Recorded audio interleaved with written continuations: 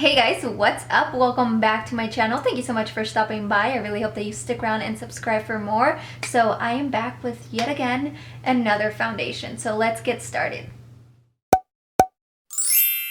Today we're going to be testing out some brand new products from Milk Makeup. The first one is their new Flex Foundation Stick. So this is what it looks like. As you can see, the packaging is very slick, very minimal. I honestly really love the look of this type of packaging. And when you open it up, you can see that it just looks like any other foundation stick. This foundation claims that it's going to give you a buildable medium coverage with a natural finish, and it's not going to crease or cake on your face. It also comes in 36 different shades, as you can see on the screen right now. I got mine in the shade Golden Sand. I just went on the Sephora website and used their shade finder. I think this is a great tool if you're struggling to find the correct shade. If you have a foundation that you know really matches your skin tone, this is definitely a great tool to use, so definitely take advantage of that. And this foundation retails for $36 and it comes with 0.35 ounces of product. It's also cruelty-free, vegan, gluten-free. It comes in recyclable packaging, and it's also free of a lot of different things that I will go ahead and put up on the screen for you guys to see, along with the full ingredients list. I have zoomed you guys in, as you can see, and let's go ahead and get started with the application process. To start off, we're going to be taking the Smashbox Photo Finish Oil and Shine Control Primer.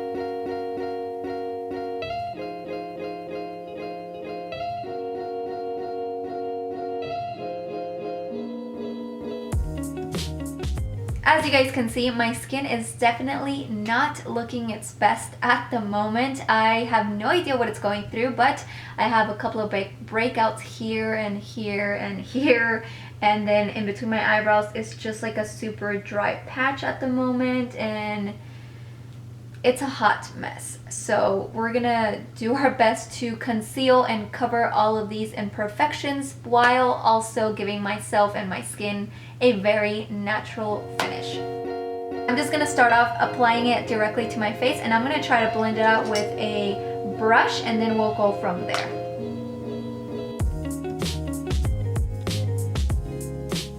Some cool facts about this formula. So it contains marshmallow root extract, which allows the formula to move with your face and never crease or cake.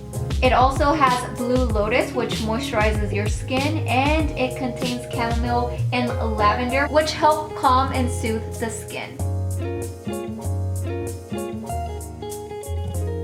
With the brush, it's definitely going to give you more of that medium coverage, but as you can see, like, it still did not cover up my little breakout that I have on my cheek, but it covered it enough to where it still looks very natural. You can still see it there, but it still looks very natural, if that makes any sense. So I'm gonna go ahead and time lapse you guys as I finish the rest of my makeup, and then I'll be right back.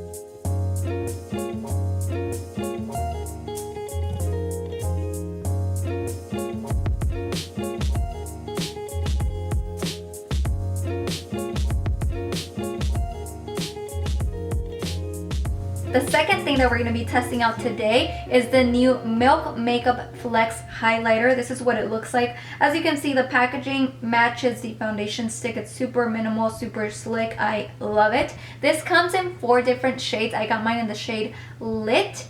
And as you can see, the shade is pretty frosty. It's a lot frostier than I thought it was gonna be. It's more of a rosy champagne type of highlighter, but it's still super blinding. This highlighter retails for $28. It also contains that marshmallow root extract that the foundation stick has, and it also has hyaluronic acid as well as crushed gemstones. And here are the ingredients of this highlighter. So I'm just going to be taking this brush. It's like a big fluffy blending highlighter brush. And by the way, this highlighter also has a nice mirror in here.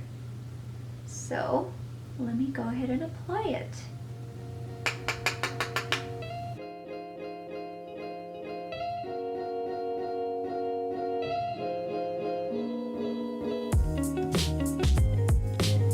Blinding, you guys. I actually like applying highlighter more with a fan brush, so I'm just gonna go over that with my fan brush.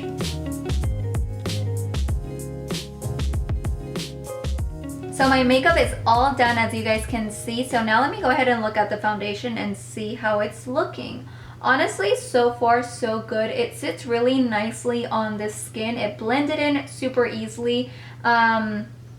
It looks good so far, and it definitely leans more toward that matte finish instead of the like naturally radiant type of finish.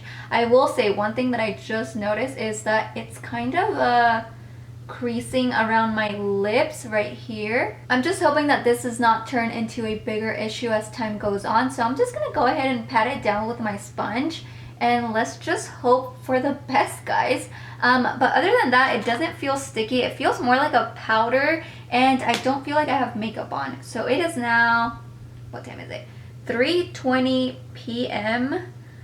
So I'm gonna go ahead and go on with the rest of my day, and then I'll be back at the end of the night and let you guys know what I think about this foundation. So you'll see me in 3, 2, 1. I am back, guys. It is now 10:04 p.m. So we're just about at the 6-7 hour mark of me wearing this foundation. Honestly, it still looks really good. It just sits on your face really beautifully. I would say that it's true to color because it did not oxidize on me.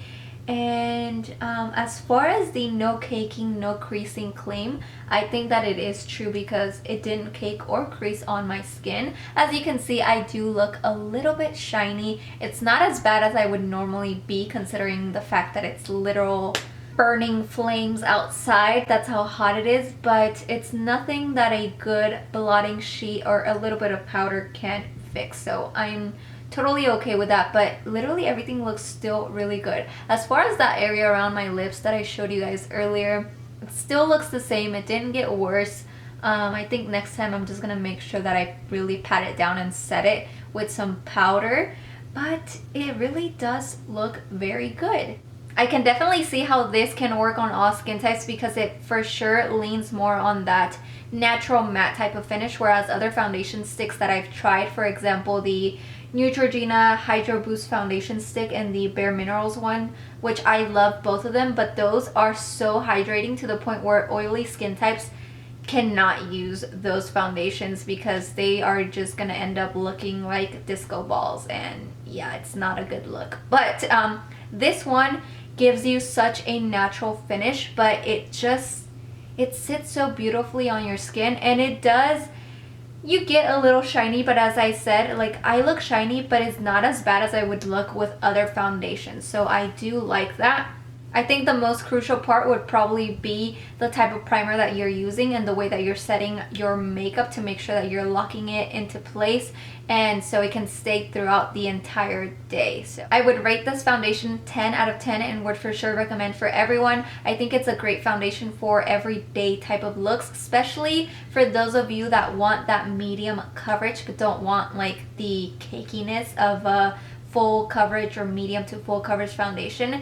This is so lightweight, it doesn't feel like you have any makeup on, and it really does stay true to color. So for those of you going like back to school or going to your jobs every day, I think this is such a great foundation for every day.